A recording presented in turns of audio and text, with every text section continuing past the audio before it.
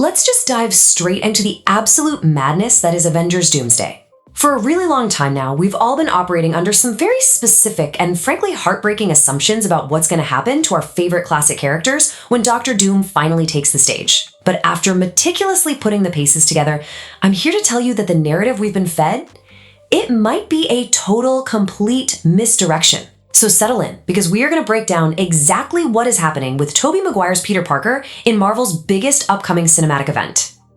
Right, so let's start with the elephant in the room. For months, the most disappointing rumor circulating out there was that Tobey Maguire's legendary, iconic Spider-Man would only be on screen for 5 minutes, literally just a mere 5 minutes before meeting his ultimate tragic end. The word on the street was that he'd basically just be a glorified cameo. You know, a quick flash of nostalgia used just to establish the sheer stakes in the brutality of the multiversal collapse. For anyone who grew up with this specific Peter Parker, it was a really tough pill to swallow. It honestly felt like a massive disservice to the legacy of the guy who basically built modern superhero cinema. But what if we are looking at this entirely wrong? I mean, think about it. What if instead of just being collateral damage to show off how scary Doom is, Tobey is actually central to the plot of both Doomsday and Secret Wars? When you really look at how these massive crossover events are constructed, you don't just bring back the absolute foundational pillars of your legacy only to discard them in the opening act. That's not how this works. There is a much grander architecture at play here, and we really need to look at the clues that are hiding in plain sight. Okay, let's set the stage and look at what we originally thought was going to happen. In our initial theories, the concept for the opening sequence was terrifyingly simple, right? We open on a doomed universe. We'd see the skies turning blood red, the very fabric of reality tearing apart, basically a full-blown catastrophic incursion event. And the kicker? This wouldn't just be some random nameless universe. It would specifically be the universe of Tobey Maguire's Spider-Man, standing right on the absolute brink of total annihilation. Just imagine this sequence playing out step by step on the big screen. First, the incursion begins, violently threatening 2 universes at the exact same time. Second, a team of X-Men, presumably from the Fox universe, invades Tobey's timeline. Why would they do that? Well, because they figured out a really grim way to survive an incursion. You basically plant a bomb and destroy the opposing universe before it can destroy yours. Brutal, right? Third, Tobey's Spider-Man, desperately defending his home, engages in this massive, intense fight against Hugh Jackman's Wolverine. And finally, step 4, the bomb actually goes off, and Tobey's entire universe just explodes. And because of that setup, there was this genuine, lingering fear that Tobey and Wolverine would just blow up with the universe, just get wiped out. It's an incredibly dark, bleak prospect. The running idea was that maybe Deadpool manages to escape, but Wolverine and Tobey are just erased in a spectacular flash of multiversal destruction. It would serve as this grim cold open to prove to the audience that literally no one is safe. However, I absolutely firmly reject this narrative choice. It completely lacks the emotional and thematic payoff that we've come to expect when these legendary icons are handled properly. Well, a massive clue recently surfaced that completely shatters this whole 5-minute death theory. And interestingly enough, it comes from real-world merchandising, specifically the leaked first wave of Hasbro Marvel Legends action figures that were slated for San Diego Comic-Con. Now, you might be wondering, why do toys matter? In the world of tracking these massive movies, toys are almost never just toys. They are meticulously planned marketing assets. They directly reflect the absolute core character hierarchy of the film. You've got to look closely at this specific lineup because it changes absolutely everything we thought we knew about the plot. The reported Wave 1 figures for Avengers Doomsday are Doctor Doom, Thor, Captain America, and Tobey Maguire's Spider-Man. Now, think about the heavy hitters on this list for a second.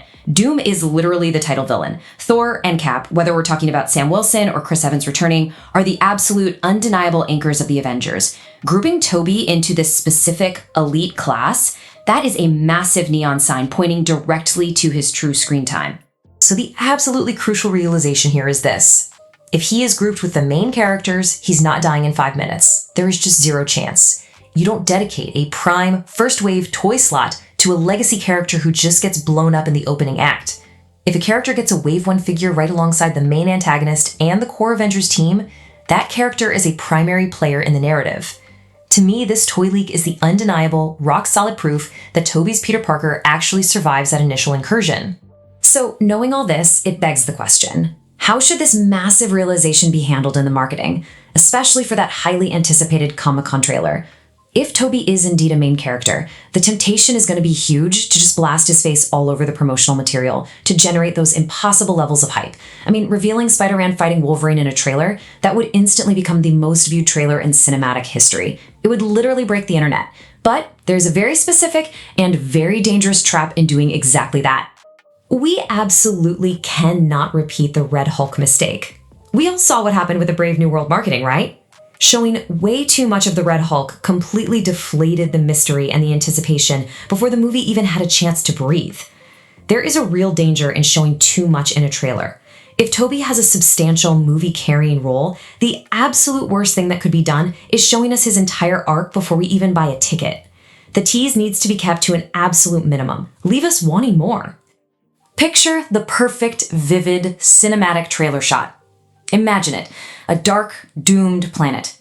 The sky is violently colliding above. We see the familiar, iconic boots of Hugh Jackman's Wolverine drop heavily onto the debris. The camera slowly pans up, and we get just one single glorious shot.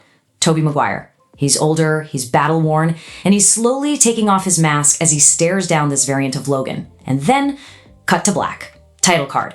That is literally all we need. It establishes his powerful presence without ruining a single ounce of the context of how he actually survives. Let's zoom out for a second and look at the big picture. What does Avengers Doomsday actually represent for this broader cinematic universe? This isn't just another sequel to add to the pile. This is the grand finale for an entire era of storytelling. We are talking about the complete, massive culmination of everything that has been built, not just recently, but across every single studio that ever produced a Marvel film over the last 2.5 decades. It is the whole shebang. And this progression brilliantly illustrates the long-term plan. Let's break it down. Step 1, Deadpool and Wolverine functioned as this sort of mini Doomsday, reviving legacy heroes like Blade and Elektra to remind us of the past and get us emotionally invested again. Step 2, Doomsday unites them on a massive scale. We're bringing together the Fox X-Men, the original Fantastic Four cast, and the Sony Spider-Man. Step 3, a brand new cinematic universe is eventually born from the ashes of this huge multiversal collision.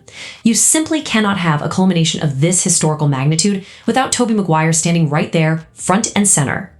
Which brings us right back to the plot, and to my personal unbreakable rule for this narrative. Tobey Spider-Man absolutely cannot and will not die in the opening incursion. It goes against every single storytelling instinct. The true plot of this film isn't really just about universes dying, it's about the specific desperate mechanics of how our absolute favorite heroes manage to survive the impossible when the odds are infinitely stacked against them. So that brings up the million-dollar question. How does Tobey actually escape the destruction of his universe? If his world literally explodes and the X-Men's bomb goes off, where on earth does he go?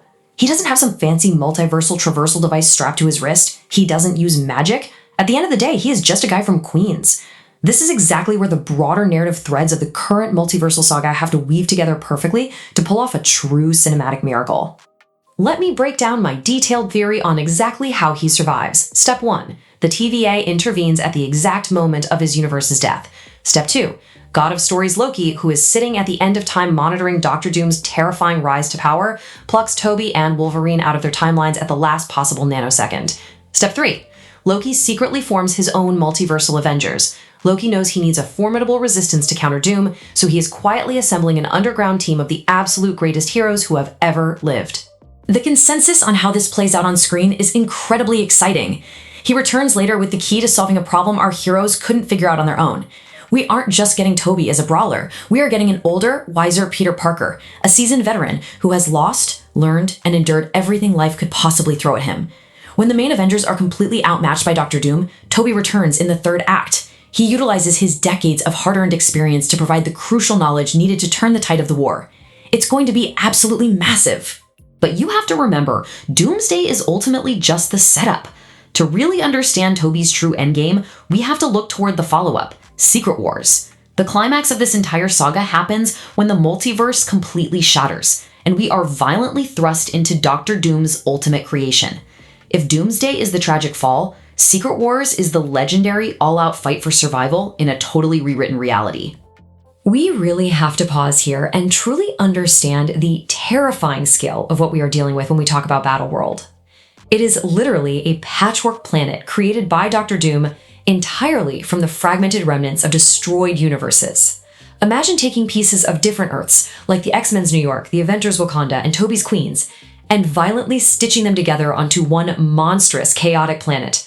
Doom rules this entire world as a literal god emperor. It is a terrifying level of multiversal control unlike anything we've ever seen on screen before. But ruling a stitched-together planet full of powerful heroes requires immense, unfathomable suppression. Enter chaos magic. This is Doom's method to mind-wipe Battleworld's inhabitants. It strongly mirrors Wanda Maximoff's Hex in Westview, but scaled up to a planetary level. Doom uses this dark, ancient magic to put the entire planet under a massive spell. The heroes living there completely forget who they were. They forget the multiverse ever existed. They genuinely believe they have always lived under the grace and mercy of God Emperor Doom. But here is the massive, game-changing cinematic loophole. Because Tobey, Loki, and Wolverine were pulled outside of time by the TVA before Battleworld was formed, they actually escape the spell entirely. They are quite literally not on the board when Doom casts his massive planetary mind wipe. This means when they finally infiltrate Battleworld, they are among the incredibly rare few who actually remember the multiverse. They remember exactly what was stolen from them, and they are fully, painfully aware of who the true enemy is. This leads us to a truly profound realization about the climax of this entire saga. In Secret Wars, the legacy characters aren't just there for fan service or quick cameos. They are the ultimate resistance. We've spent years thinking the current Avengers would be the ones to save the day, but the narrative points entirely to the classic legacy characters, the ones who truly paved the way for superhero cinema, being the primary conscious resistance against God Emperor Doom. They are the underground rebels fighting in the shadows to restore reality itself. Just try to feel the immense cinematic weight of this for a moment. Picture the biggest theater screen imaginable. The sky of Battleworld is cracking with violent, chaotic energy, and leading the ultimate charge against the overwhelming forces of Dr. Doom is the older, wiser Peter Parker. My favorite childhood Spider-Man, not relegated to the sidelines, not tossed away in a 5-minute cameo, but standing at the absolute forefront of Marvel's grandest cinematic battle. It's not just a nostalgic callback. It is a rightful, earned crowning of the very character who arguably started it all.